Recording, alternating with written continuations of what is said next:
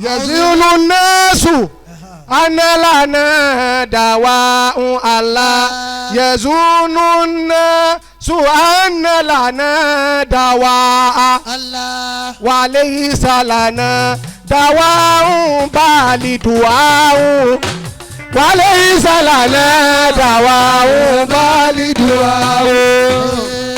الحمد لله رب العالمين الرحمن الرحيم مالك يوم الدين. الله إياك نعبد وإياك نستعين اهدنا بابا يجوكو مفلون بي الله جاري بي اهدنا صراط المستقيم صراط الذين أنعمت عليهم آمين غير المغضوب عليهم ولا الضالين. آمين يا آمين يا الله.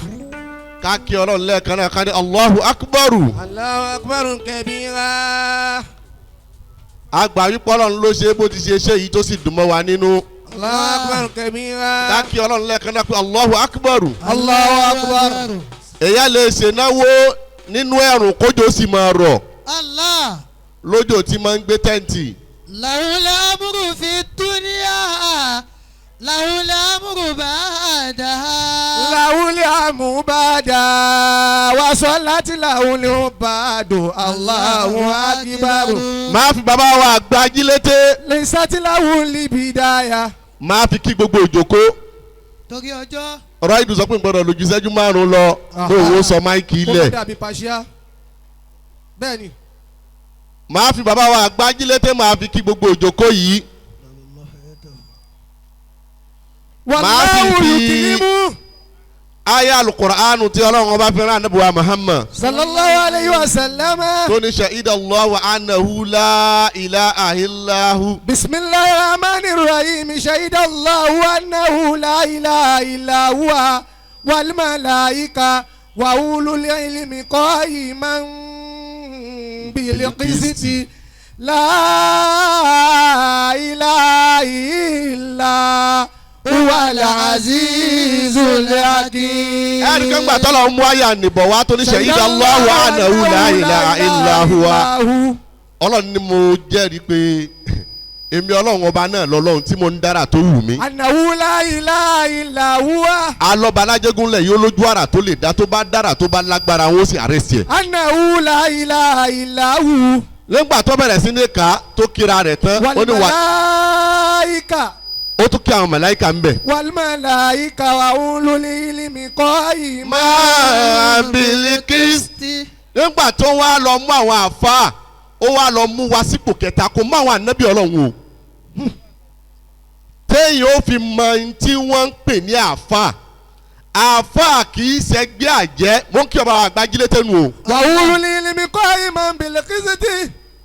ẹ rí àwọn àfáà tó dúró dáadáa kọ́ Imam Bilikisti láàfáà tó tilẹ̀ tẹ́sẹ̀ rẹ̀ múlẹ̀ bíi ti bàbá wa ajílété yìí torí pé àfáà tó bá tó àfáà kì í parapọ̀ má jẹ́ àfáà tó bá tó àfáà kì í parapọ̀ mọ́só àfáà tó kọ́ Imam Bilikisti láwọn àfáà tó dórí bàbá yìí ṣe dúró yìí kọ́ Imam Bilikisti àfáà tó bá tó àfáà ní máa sọ wípé Ọlọ́run mo fẹ́ nǹkan báyìí Ọlọ́run ò sì ní kọ̀ sí lẹ́nu. kọ́ Imam Bilikisti. torí wípé àwọn kan dúró wọn ní kò sí ti ń jẹ́ àfáà ẹ má jẹ́ ká gbọ́n táwọn èèyàn sọ ní social media. ẹ̀yin yá wa lẹ́nu mahat.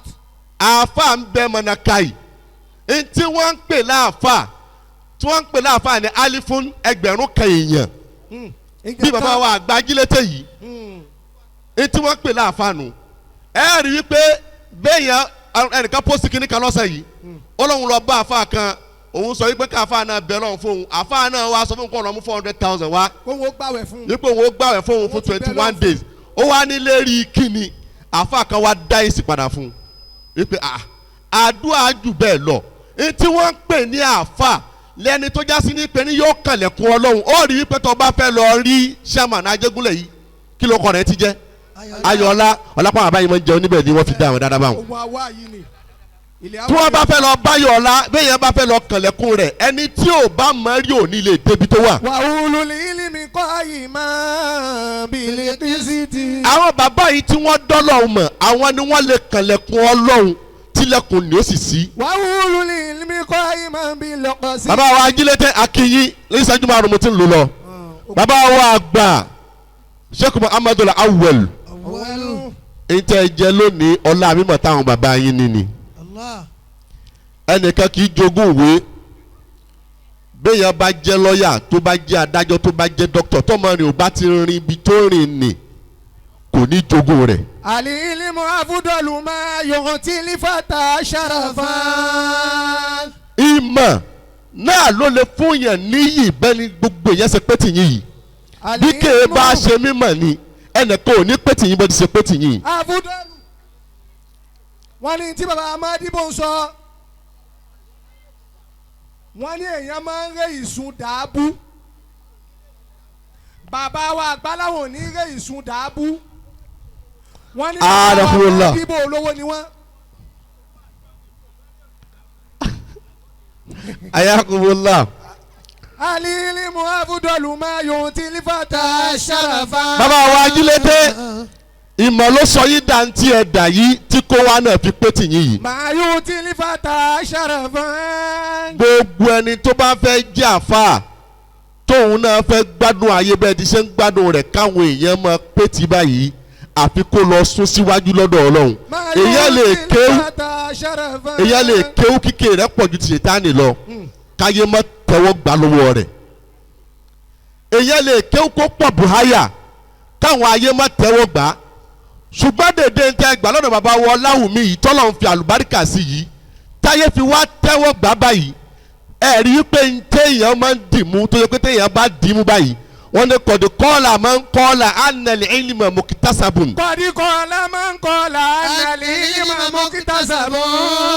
bilajti adi shadidi filimu tọ́lá àti. fi bilajti adi shadidi filimu tọ́lá àti. bàbá wa ajílété ìmọ̀ ló sọ yín dì báyìí béèyàn náà bá fẹ́ kó síbi àwọn èèyàn kan ṣe ń wò yín lókè táwọn wò pé ajílété ló wà ní àìtẹ́bù yìí àwa náà lè padà débẹ̀ báwa náà bá gbìyànjú bẹ́ẹ̀ ti ṣe gbà á subhana rabbika rabbil izzati amma yasifun. wasalaamu ala al-mursalin al-ilmu afdalu ma ẹ má jẹ́ ń lò yẹn torí àwọn ọmọ kéwù tí wọ́n wà ní kọ̀díkọ́là máa ń kọ́là anna al-ilma muktasabun. kọ̀díkọ́là máa ń kọ́là ẹ má tún fa mọ́ ọjọ́ ti lọ torí àwọn tó fẹ́ kọ́lẹ̀ ni. anna al-ilma muktasabun. bilashti adin shadidin fil mutola'ati orin jìnnàjìnnà ni wàá gbé kọ̀dí kọ́là máa ń kọ́là méjì ni wàá lọ tú. bẹ́ẹ̀ ló ní ṣe Ibrahim ṣe lè bàbá aske wọ́n ní kọ̀dí stọ́fà lè Mustapha mi Mustapha wà sọ́fà. ooo kò sáyè a máa lọ síbi ètò tó kàn Ọlọ́run mọ̀jọ wa a máa lọ síbi ètò tó kàn òun náà ni